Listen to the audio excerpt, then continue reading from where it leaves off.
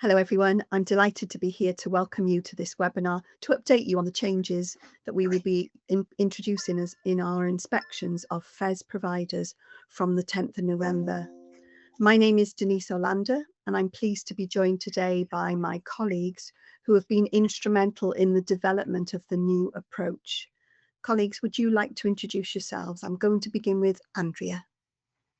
Good afternoon, everybody. I'm Andrea Dill-Russell. I'm Senior His Majesty's Inspector in the FES policy team. Thank you. Rix? Hello, Rick Driver, also Senior His Majesty's Inspector, also in the policy team. Thank you. Yeah, hi, good afternoon, everyone. My name's Saul Pape and I'm one of His Majesty's Inspectors, but I also work in the policy team as a specialist advisor. Thank you. And Maria? Hello, good afternoon, everyone. I am Maria Navarro, one of His Majesty's Inspectors in Policy, and I'm one of the specialist advisors looking at the framework development. Thank you. Thank you. Thank you, Maria. And before we begin, a special thank you for those of you who've kindly sent us questions. We have time allocated at the end of the session to answer them. But in addition, you have the opportunity to pose questions in the question chat box, and Maria and Saul will do their very best to answer as many questions as they can throughout the session. So I'm just going to ask my team to go off camera, please. Thank you. So let's begin with an outline of the session. Last year's Big Listen heard from many thousands of parents and professionals whose feedback has helped us to make changes to the way we work. This year, we also consulted on a new approach to inspecting education providers from this autumn. We have responded to the Big Listen and the recent consultation by not only changing the way inspection looks, but importantly, how it feels. We'll be sharing with you the changes we will be making from the 10th of November and what this means for further education and skills providers. We will also share our information with you on our plans for our steady and assured start and how we will measure the impact of the introduction of the renewed framework. And of course, as I mentioned, we will answer as many of your questions as we possibly can. So let's look at what we want to achieve collectively. Every one of us has a desire to work for all learners and apprentices to ensure that they receive a high quality of education and training, an education that enables everyone to achieve, belong, and thrive. And we will continue to put learners and apprentices first. We want great outcomes for all, including learners and apprentices who are disadvantaged, those with SEND or have high needs, those who are known or previously known to social care, and those who may face other barriers to their learning and or well-being.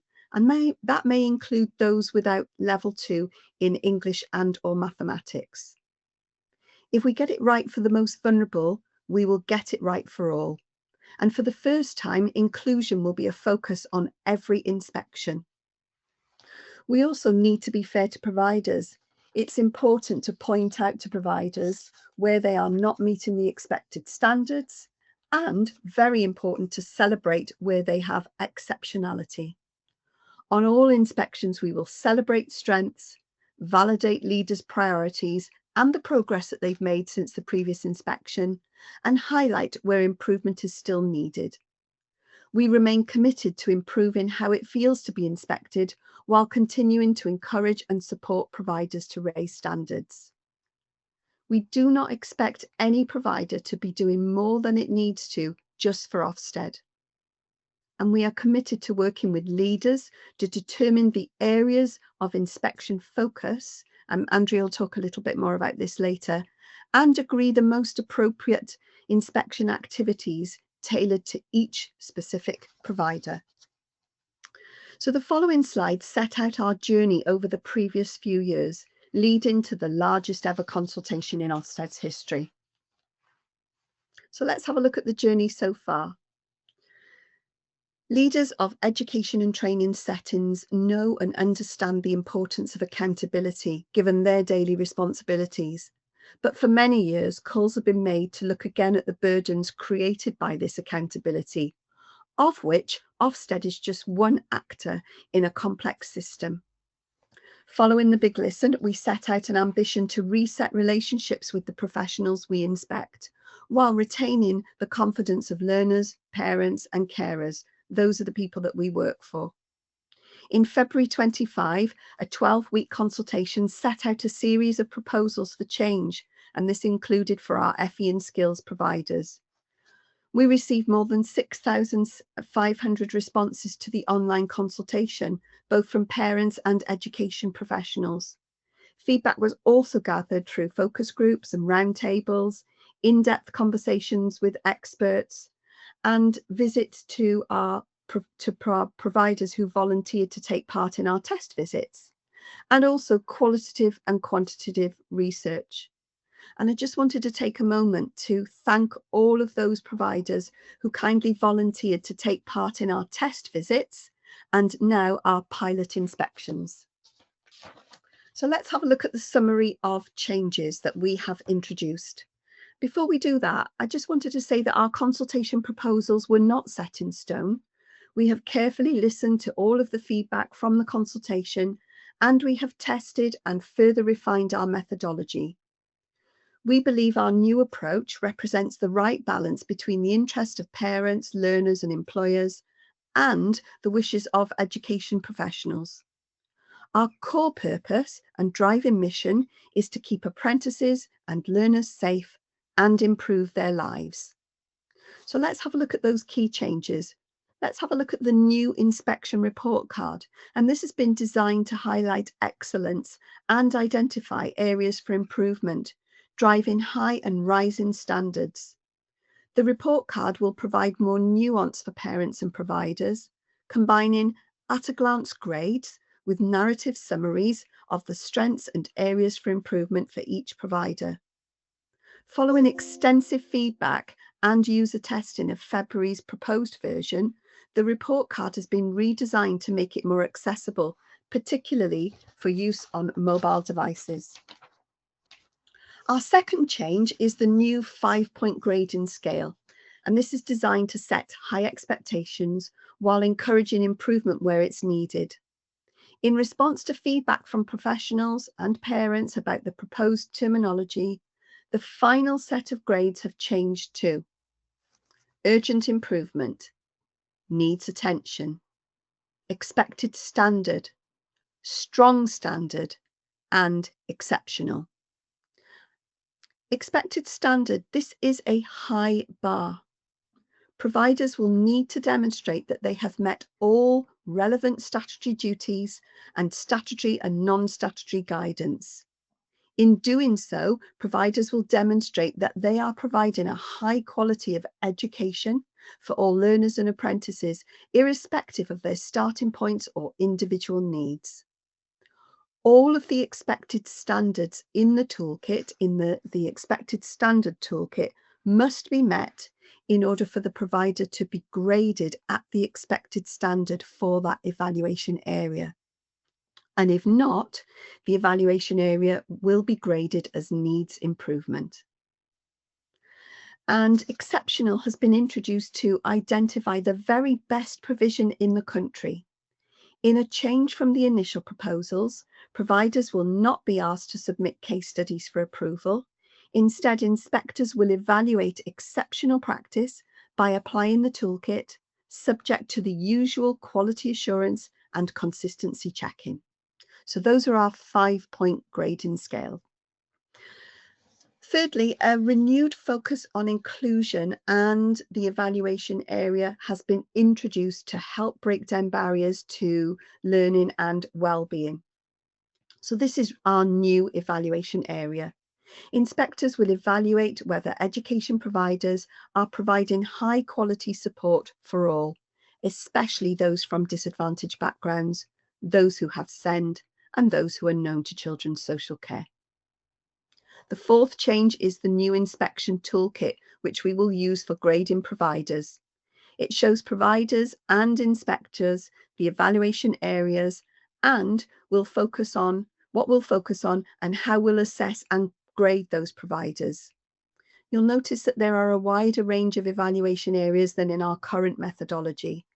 but following feedback, the number of core evaluation areas has been streamlined from a maximum of 20, where a provider has 4 provision types and will be graded for the meeting skills needs, to a maximum of 16 evaluation areas. And Rix will talk a little bit more about the meeting skills needs later. In response to feedback, the definitions of grades have been tightened to more clearly differentiate between them, and the standards covered in the toolkits have also been streamlined down to provide greater clarity on the evidence that inspectors will assess. The 5th change is a new inspection methodology, which aims to reduce workload for the education workforce. As I mentioned, the toolkit is designed to assess the professional standards and the statutory and non-statutory requirements already placed on FES providers. The new operating guide, which we also released when we released the toolkit, sets out the times at which inspectors can arrive on site and the suggested latest times they should be departing. And this is aimed to cap the length of inspection days for providers and their staff. We will evaluate providers' work to support and promote leader and staff well-being, and this will be considered as part of the leadership and governance evaluation area. Inspection findings will be grounded in a clear understanding of each provider's unique circumstances, and the operating guide sets out how we aim to do this. The next change is we have introduced a new online insights platform. This is called Ofsted Explore an Area, and this gives parents and employers key information about the education and care services in their local area. Another change is a new system for monitoring providers where improvement is needed, and this is to offer reassurance to parents and carers. These new monitoring inspections will allow providers to improve and where they have been judged to need attention, and it will also help us to identify any improvements that providers have made. And we will be publishing more information on the new monitoring inspections later this month. And finally, to drive consistent and fair inspections for our FE providers, all inspections will be led by His Majesty's inspectors. These experienced inspectors will oversee the inspection, building a professional relationship with leaders, including the nominee. And we hope to deliver a more collaborative experience. In addition, Ofsted will introduce a programme of work to assess consistency in FES inspections, including having a senior inspector shadow a sample of live inspections to guide and advise the inspection team. Post-inspection, any initial differences between the senior and the team will be analysed. So let's have a look at our new approach. We will put learners and apprentices first, breaking barriers down by raising standards, especially for the most disadvantaged and vulnerable. We will improve the look and feel of inspection for our providers and for professionals with a more collaborative approach. We will maintain our focus on having care and concern for the wellbeing and workload of providers. We will take context into greater account on inspection. And we will make inspections consistent in approach and continue to improve our process for allowing inspections to be challenged. And we will provide constructive advice to how to improve based on conversations with leaders. And finally, if you look at the range of toolkits that we have released on the 9th of September, you will see that they are different by design. And we have further tailored our inspection approach to each remit and provision type within them. So we thought it would be helpful to share with you an overview of each of the grades. And earlier when I talked about 16 grades, this will help to understand where those grades will be judged. So let's have a look at, first of all, the top of the slide. So we have leadership and governance and inclusion and safeguarding. These grades will be judged for the whole provider. You will see that Leadership and governance and inclusion are subject to the 5 grades, and safeguarding will be graded as met or not met. For those providers who are currently in receipt of a progress grade for their contribution to meeting skills needs, we'll still be making that judgment, but that evaluation area will be subject to 5 of the grades. And then if you look towards the bottom of the slide, you will see the 4 provision types that we inspect. So we've kept the same: education programs for young people, adult learning programs, apprenticeships, and provision for learners with high needs. And that's those learners who are in receipt of high needs funding. And for each of those provision types, they will have 3 evaluation areas: curriculum, teaching and training, achievement, and participation and development.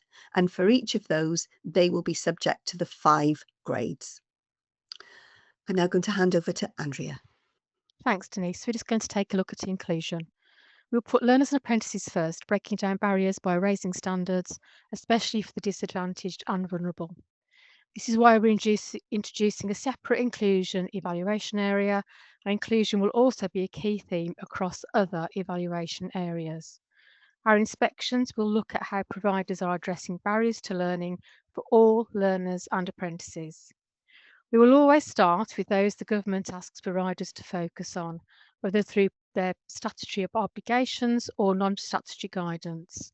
This is why we're particularly emphasising that those from socio-economically disadvantaged backgrounds, those we send and those known or previously known to children's social care. We will also evaluate how well providers ensure that there is high quality support for all learners and apprentices who may face other barriers to their learning and or well-being. And working with providers to understand their context, informed by their demographic information and professional dialogue. As part of the understanding of barriers most relevant to a provider, inspectors will make use of demographic data to understand a provider's cohort. But crucially, they will speak with leaders to understand the context in which the provider is working and the particular barriers that cohorts face. As inspectors form their evaluation of the inclusion evaluation area, they will consider the systems and processes that leaders put in place to identify the needs of learners at their provision and address and review the support that they receive. In addition to that, each area of the toolkit will have a focus on those who face the greatest barriers to ensure they work well for all learners and apprentices, be that the teaching and curriculum, the provider's practice around attendance and behaviour, or personal development and well-being. It's important to understand that when we consider the inclusion in FES, we will be doing so through the provider level evaluation area and through the provision type evaluation areas. The whole provider evaluation area is about leaders' actions in identifying and assessing needs and in reducing barriers. The actions taken by staff to meet learners and apprentices' needs through the curriculum and their teaching practices sits in the provision type evaluation areas. In the information about inclusion in the toolkit, you will see the 3 main factors we've identified that contribute most strongly to inclusion. These are prioritising the early and accurate identification and assessment of learners and apprentices' needs, reducing barriers to education and training and or wellbeing to support their development, and working closely and effectively with learners and apprentices, parents and carers, professionals and staff, and ensuring that learners and apprentices' views and aspirations are included in decision making about their support. You will have seen that there are 4 key groups identified in the toolkit in relation to inclusion.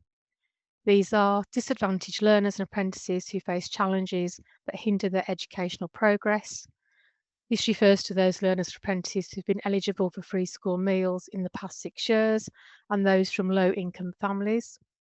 The second is learners and apprentices with special educational needs and or disabilities, and those on learning programmes that receive high needs funding.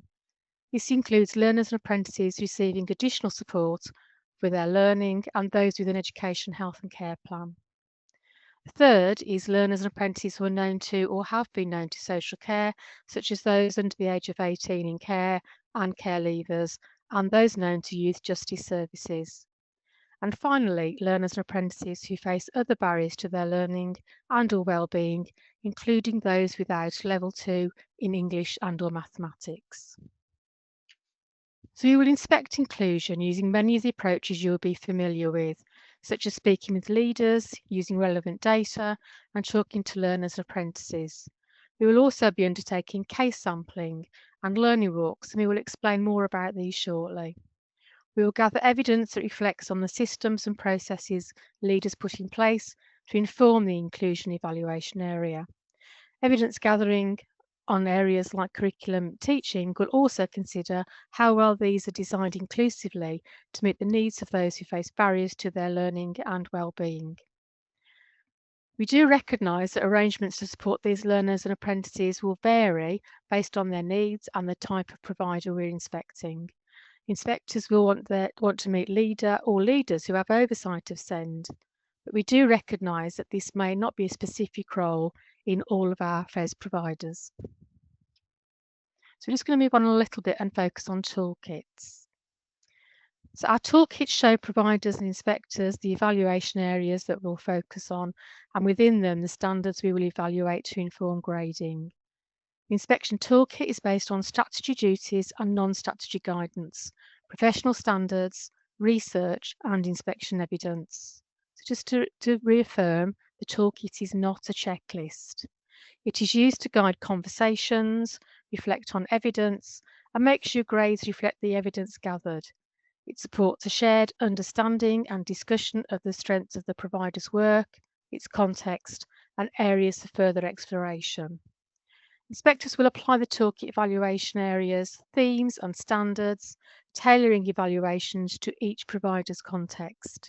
As we've said, nothing in the standards set out in the toolkit should add to a provider's workload, nor do we expect providers to have completed any formal self-evaluation. However, you may wish to use the toolkit to support continuing improvements, and we will expect leaders to share their strengths, successes, and priorities with us. We've carefully reflected on evaluation areas in our consultation and how these should apply for different sectors. So a bit more look at the toolkit. The toolkit is broken down into different evaluation areas. Each one starts with a covering page, then a summative statement of what the evaluation area covers, to help leaders and inspectors to understand what that evaluation area is at a glance. Just a reminder that our grading standards are based on research, inspection evidence, and statutory and non-statutory guidance set out by the DFE. Following that, the toolkit sets out the most significant contributory factors that underpin our approaches to evidence gathering and grading. This is very much based on the research that underpinned the education inspection framework. As part of one of our key commitments, the FES toolkit has been designed to reflect all 4 of the different provision types, and Reeks will show you what this looks like for EPYP in a moment. You will see a section for each evaluation area that identifies how inspectors will consider that area in different provision and provider types. Further to this, specific standards in the toolkit have been aligned to specific provision types. We'll share a bit more detail, as I've already mentioned, in a moment. Each evaluation area explains the evidence inspectors will gather, always starting with the theme about strategic leadership of that area and ending with a theme about inclusive practices. The gathering evidence section of the toolkit breaks down each evaluation area into a set of themes, which each include a series of evidence gathering prompts. Under specific themes, there are a series of evidence gathering prompts. You can see the themes inspectors will explore and the type of questions that will help shape that evidence gathering. Inspectors use the evidence gathering prompts to guide their activities, building a picture of what is typical for a provider before then applying the grading standards using the evidence they have gathered. This will inform the structure of their evidence gathering and recording. So as a recap, each of the evaluation areas will be graded against the scale urgent improvement, needs attention, expected standard, strong standard, and exceptional. For safeguarding, it is a binary met and not met grade. The evaluation areas follow that with clear grading standards for the proposed grades we expect to see most frequently on inspection. For expected and strong standard, each grade has a set of standards that defines the quality expected for each area. These are based where relevant and available on statutory and non-statutory guidance and professional guidelines that are set by government. When grading, we will start with expected standard to identify whether all the standards have been met. All of the standards have to be met for the grade to be at expected standard. If all the expected standards are met, we can move to consider strong where the same applies. All have to be met for that grade to be awarded. This is a key difference from the best fit model that inspectors previously applied and is to ensure that there is complete transparency about the grading process. If all of the expected standards are not met, the indicators for needs attention are considered to determine the extent and urgency of required improvements. So we expect to see urgent improvements and exceptional less frequently. As with needs attention, there are indicators identified for urgent improvement. Exceptional is just that. In order to achieve that grade for an evaluation area, all the secure and strong standard have to be met, and the work of the provider needs to be seen as transformational. So let's remind ourselves about some of the key aspects. Moving towards a more supportive and empathetic approach to inspections in which the starting point will be expected standard. We will further take each provider's context into account. Inspectors will tailor their approach to each FES provider's type. We will adopt a more collaborative approach. We will have extensively tested our inspection methodology, revising our approach to make inspection feel a more collaborative process. We will be consistent in our approach to inspections and continue to improve our process for providers to feedback about their inspection experience. We'll provide constructive advice to improve based on inspection evidence and conversations with leaders. And we will do all of this through a values-driven approach to inspections that is professional, empathetic, respectful, and courteous. And just one final slide from me on notifications. One of the key other changes for further education and skills is regarding notifications for full inspections. We've listened to the feedback from providers and taken into consideration the complexity of providers and provision types, as well as the planning required by small providers as part of our response to reducing the burden on providers and working collaboratively. So you've taken the decision to align the notification period for all providers to being normally 5 to 6 working days for full inspections. That is not the same for monitoring visits. And as Denise said, we'll be releasing that information next month. But the aim of doing this is to enable leaders and inspectors to plan for the complexity of different inspections and providers. I'm now going to hand over to Reeks. Thank you. So I'm going to talk about contribution to meeting skills needs.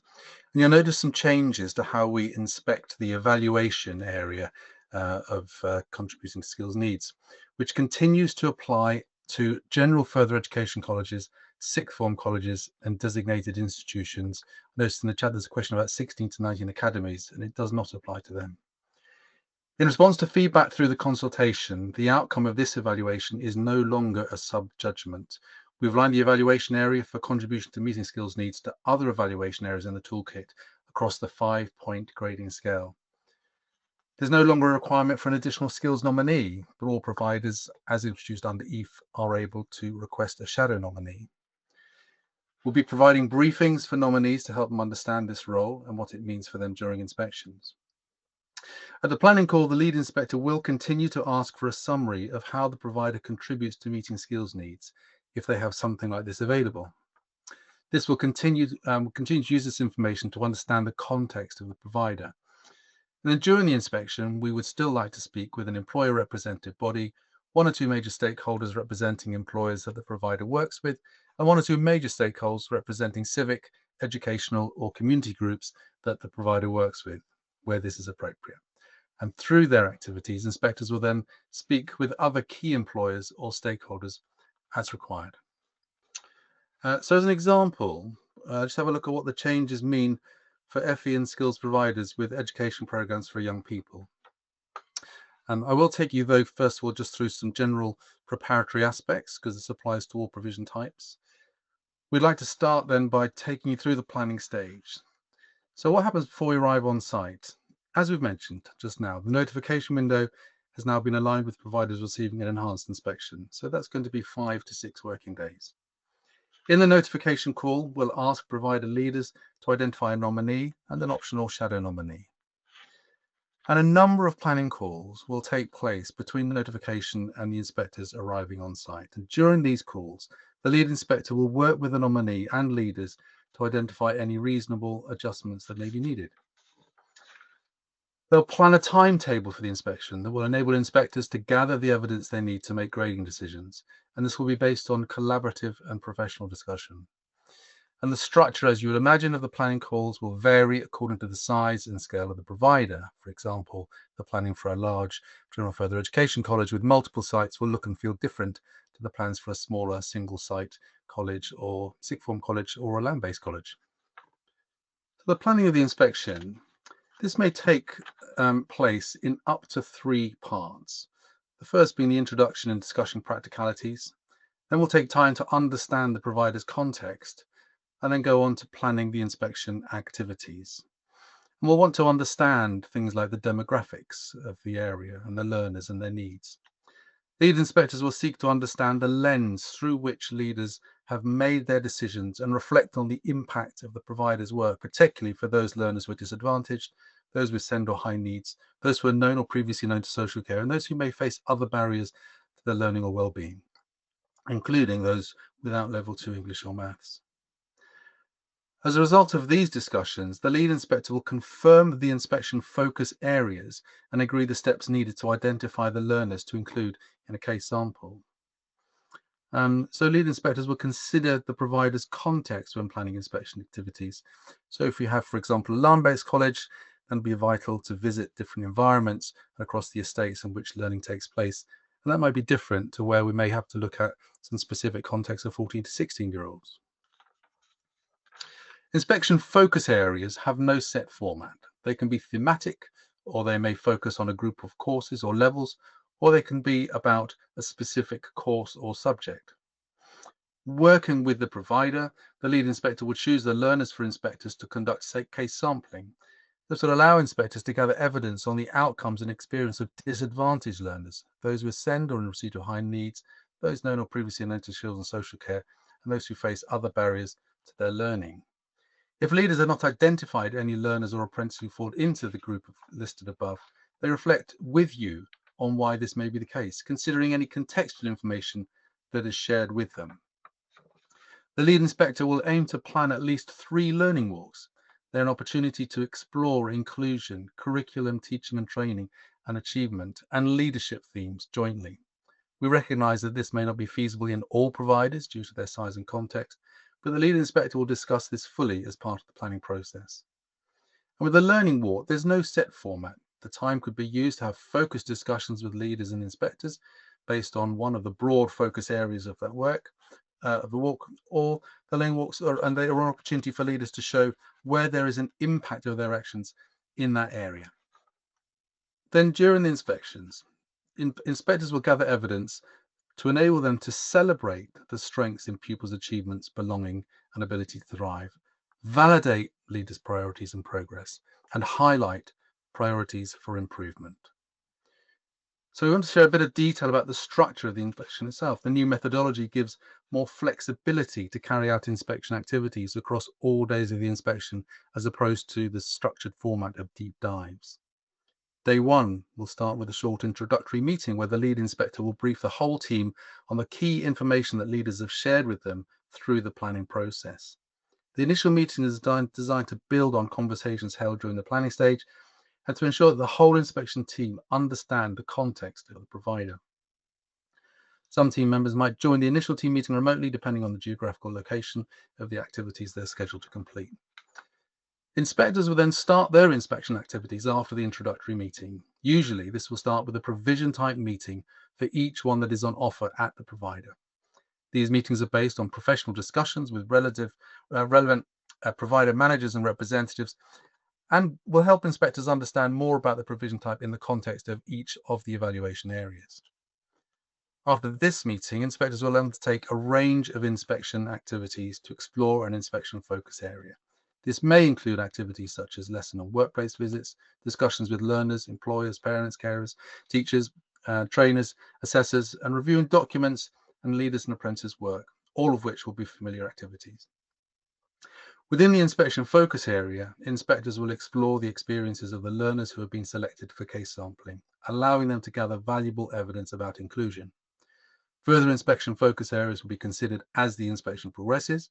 These may be in response to emerging themes or ongoing discussions with leaders.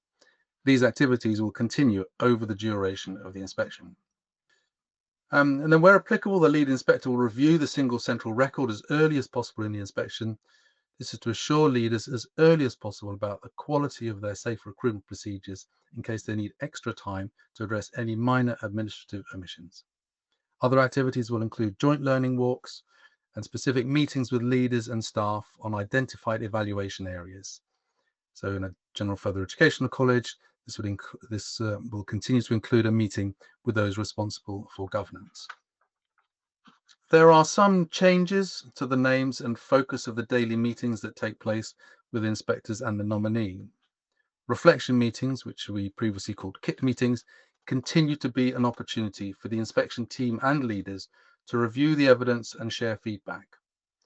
They will allow the team to share their thinking in an open, professional, and transparent manner. They will also provide time for consideration of whether any inspection activity needs to be adapted in light of emerging evidence. These meetings will take place formally at the start and end of each inspection day, but there can be ongoing reflection meetings between the lead inspector and the nominee throughout the inspection. The inspection will conclude with a grading meeting with the nominee and final feedback meeting involving other senior leaders and external bodies as appropriate.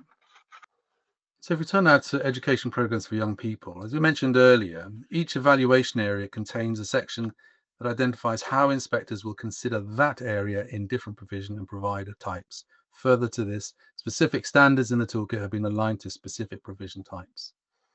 So I wanted to share some of the key considerations that inspectors will make when evaluating providers who offer education programs for young people. When considering inclusion, inspectors will seek to understand the context of learners and how that impacts on leaders' approaches and arrangements to support them. Inspectors will consider a range of achievement indicators for learners studying on education programs for young people. This takes account of the diverse range of qualifications that learners may be undertaking. Inspectors will consider qualification achievement rates, value-added scores, rates at which high grades are achieved, educational healthcare plan targets, personal targets for those learners on non-accredited courses, and learners' development of new knowledge, skills, and professional behaviours against curriculum goals and starting points. When considering English and mathematics and the learners on study programs who undertake these qualifications, inspectors will consider the extent to which learners make positive progress in these subjects in their knowledge, skills, and behaviours compared to their starting points. When looking at attendance and behaviour, inspectors will take account of learners who need to improve their attendance, their behaviour, their attitudes to learning. It's clear in the toolkit that inspectors should take account of the differences in pastoral needs between different groups and ages of learners. For example, what is appropriate for a full-time study programme learner may not meet the needs of a part-time adult learner at the same setting. And when considering participation and development, inspectors will consider how will leaders provide a work-related learning programme that is matched to learners' needs, aspirations, and intended destinations. So over the next 3 slides, you'll see, and apologies for the small writing in this, that for each provision type evaluation area, there are standards that relate to the specific provision type or programs within that provision type. And as a reminder, there are 3: curriculum, teaching and training, achievement, participation and development.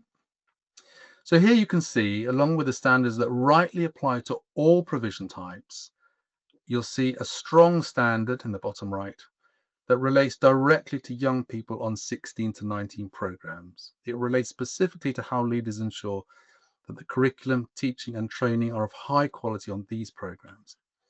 We are focused in our renewed inspection framework on considering the context of providers, which includes a careful focus on aspects which are of particular importance within the different provision types and programs within those provision types that we inspect. With achievement, again, we can see that along with standards that apply to other provision types, there is a standard relating to young people on study programs achieving level 2 qualifications in English and mathematics on the left-hand side. And typically making positive progress in English and mathematical knowledge, skills and behaviours compared to their starting points. And if we look at participation and development, many of the standards apply to all provision types, but you'll see here a standard relating to work-related learning, which is of course an integral part of 16 to 19 study programs. We'll focus on whether leaders provide a work-related learning program that is matched to learners and apprentices' needs, aspirations and intended destinations, and which meets the expectations of the 16 to 19 program. So now I'm going to hand over to Andrea. Thanks, Rick. So we're just going to have a quick look at what happens after inspection. So we're bringing together the most popular preferences of parents, stakeholders and professionals by combining separate grades, rating scales and short summaries into our new report cards. The narrative will give a detailed picture of performance, while the 5-point scale offers the clarity and simplicity. We'll publish data alongside the inspection report to illustrate the provider context and key performance data over time, which will have been used to inform evaluation grades. The data will differ for each remit, but will be displayed in a consistent design. So the draft report will usually be sent out as currently within 18 working days for providers to submit factual comments or a complaint. And the final report card will be published to the provider as now within 30 working days of the end of inspection. As already mentioned, where providers are seen as less inspected standards, they will be subject to monitoring visits. So let's just do a quick recap on the changes. So key change is the introduction of the 5-point grading scale, and this will mean that providers may have a wide range of grades, with some evaluation areas being needs attention, while others may be at strong standard. Safeguarding will now be graded as met or not met, and the contribution to skills needs will now be graded across the 5-point grading scale, and the arrangements for inspecting these evaluation areas have changed slightly, and there's no longer a skills nominee, but providers can have a shadow nominee. Inspectors will have a much greater focus on understanding the context of the provider to inform inspection focus areas. And you'll hopefully appreciate there's an increased focus on inclusion. We've talked about the importance of understanding that the whole provider evaluation area is about leaders' actions in identifying and assessing needs and in reducing barriers. And the actions taken by staff to meet learners and apprentices' needs through the curriculum and their teaching practice sits in the provision type evaluation areas. We also talked about the 4 categories of learners and apprentices. This is not an exhaustive list. And finally, hopefully the welcome change about the notification window, which has increased from the 2 days for a full inspection to the normally 5 to 6 working days for all providers. Just a quick look at our timeline of change. So our response to the consultation has been published, and you'll find that on gov.uk. We're hosting a number of engagement events regionally as well as nationally, hosting webinars and attending sector events. All education inspectors will also complete comprehensive training to support the transition to the renewed framework before being deployed on a live inspection.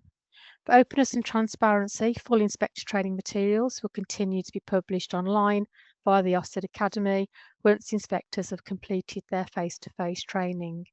And in addition to the training package, Ofsted will undertake pilot visits to volunteer settings, giving inspectors vital experience of full end-to-end inspections before November.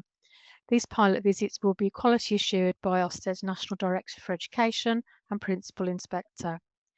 We will resume routine inspections under the revised framework in November as planned. And during this period, we will maintain any urgent inspections and regulatory activity required for schools, early years and FES settings. I'm now going to hand over to Denise for the final part of the webinar. Thank you, Andrea. And this is our opportunity to explain the Ofsted Steady and Assured Start. So in order to reassure education providers about the 10th of November rollout of our inspections under the renewed framework, we've set out several measures to support that steady and assured start.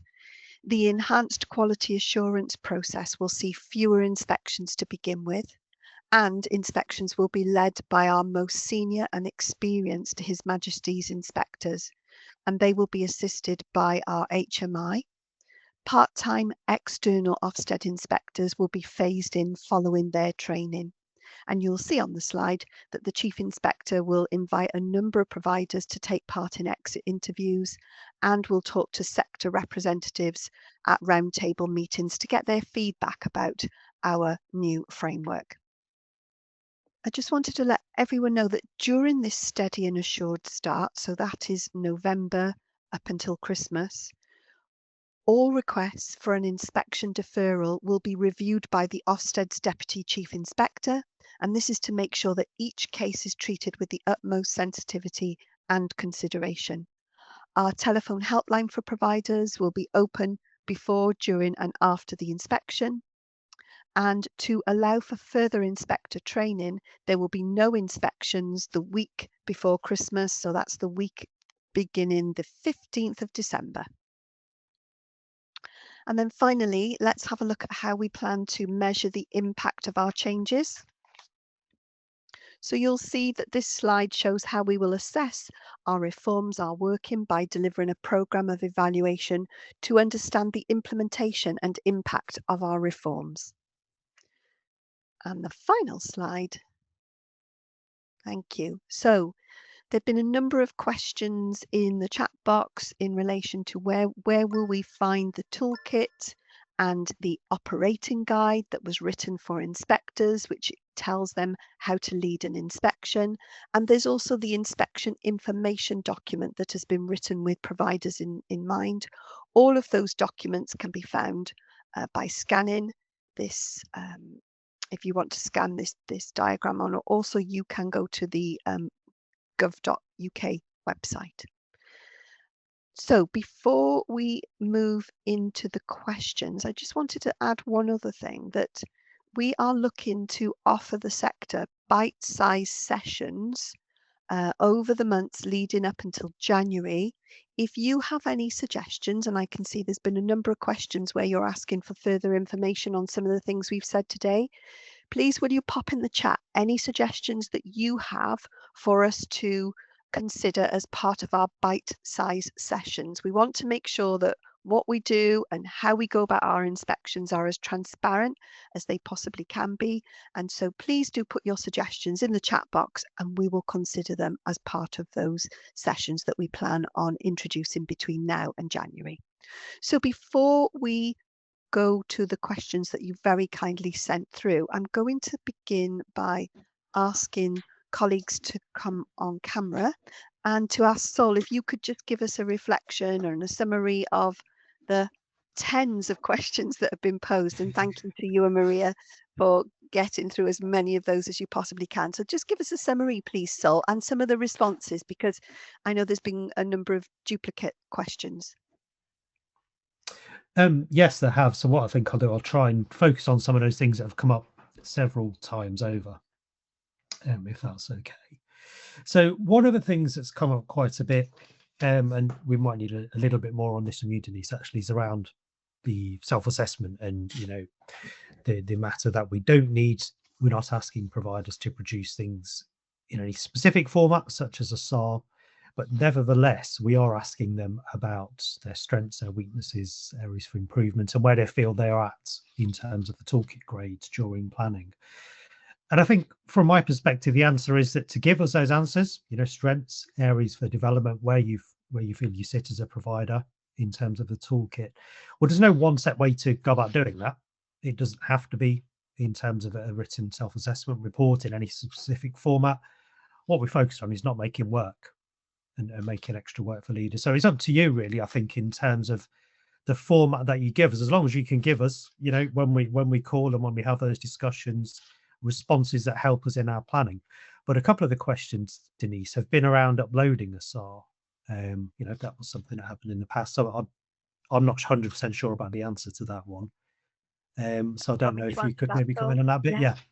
So our policy colleagues will invite providers to share with us their self-assessment if they want to. As you said, Saul, it's not an expectation from us. Yeah. We ask if you would like to do that, and so that you'll have the same opportunity as you currently do now to share that self-assessment report, and it gets uploaded into Ofsted's domain, and then the lead inspector, when they're planning for your inspection, will refer to that.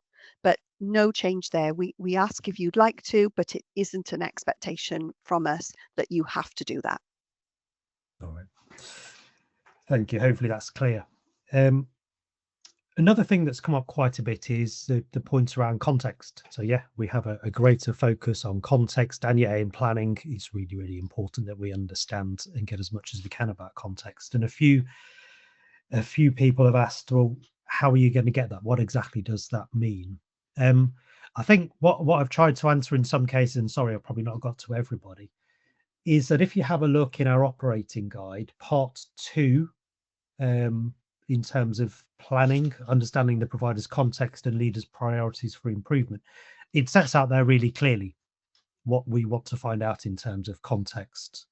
So this might be major changes since a previous inspection or monitoring visit, things in the community which are affecting the types of learner as well, that you support the demographics of them, as well as, you know, as part of context and your evaluation of current strengths and successes and priorities for improvement.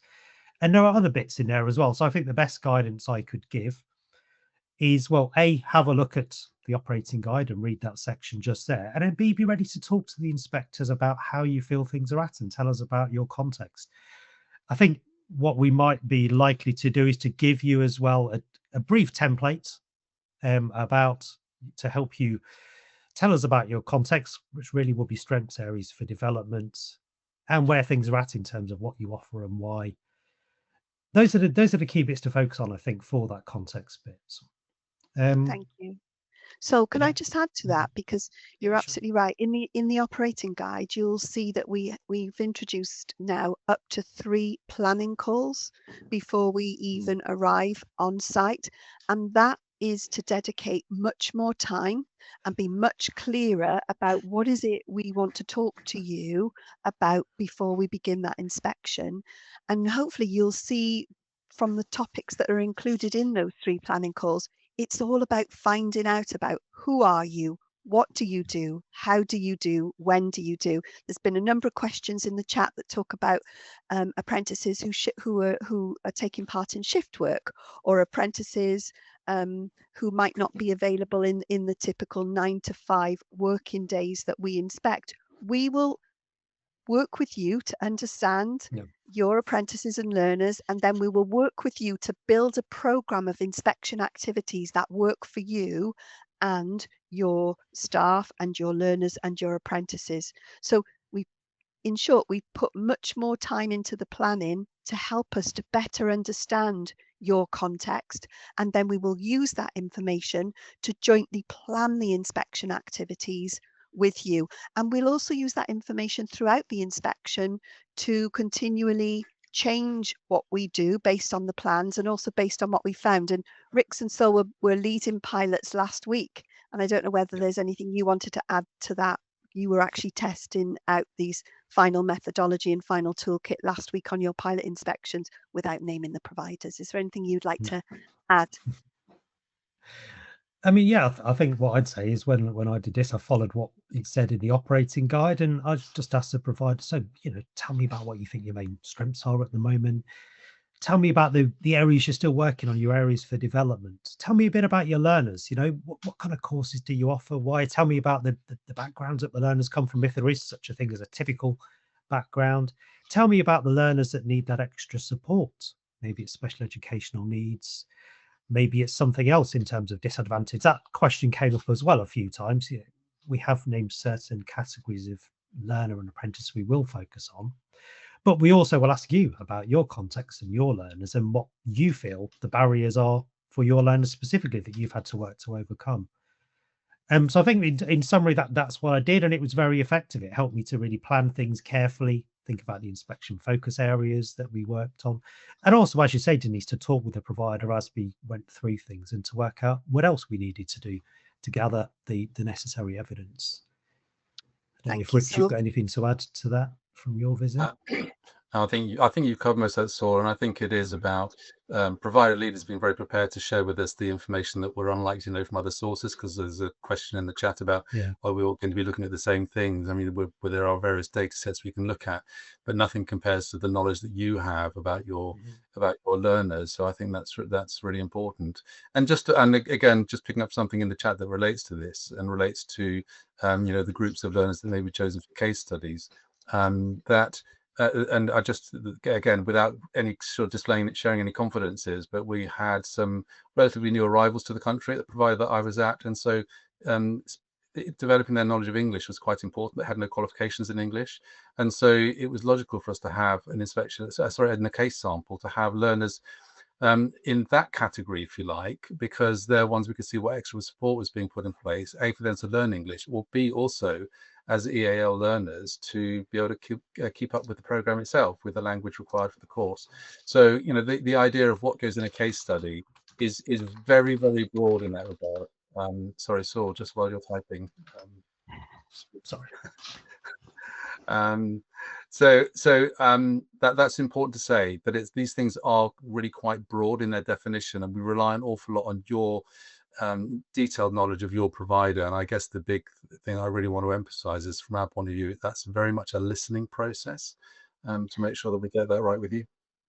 Thank you, Rix, and thank you, Saul. So we had lots of questions posed beforehand, and I can see there's over 100 questions that you guys have been answering throughout the session. So I'm going to pose the question, and if you could give us a short, sharp response, that would be really appreciated. We are going to run over, but we're happy to stay online and answer as many questions as we possibly can.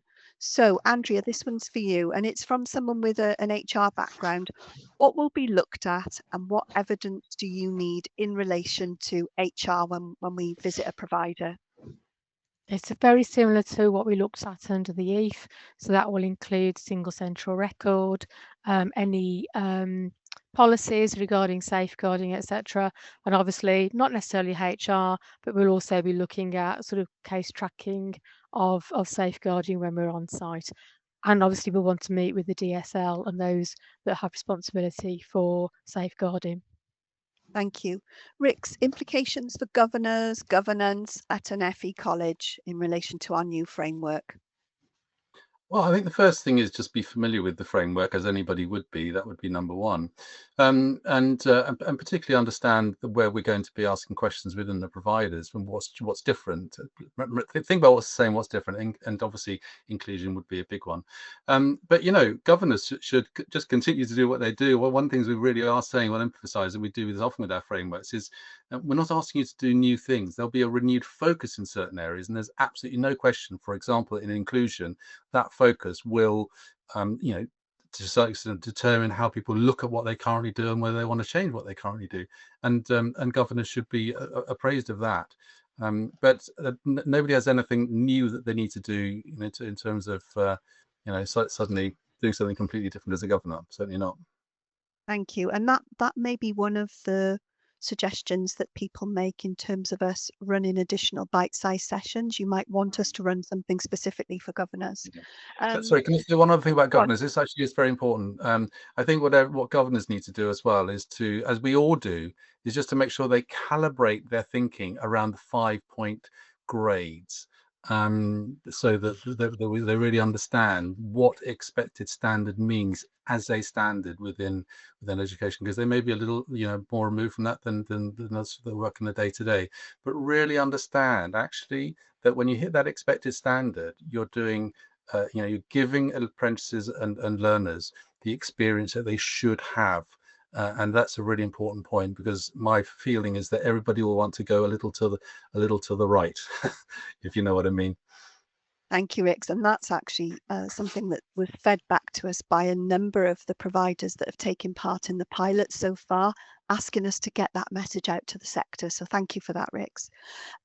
So can I ask you how inspectors will assess inclusion and safeguarding in settings without indicators such as pupil premium?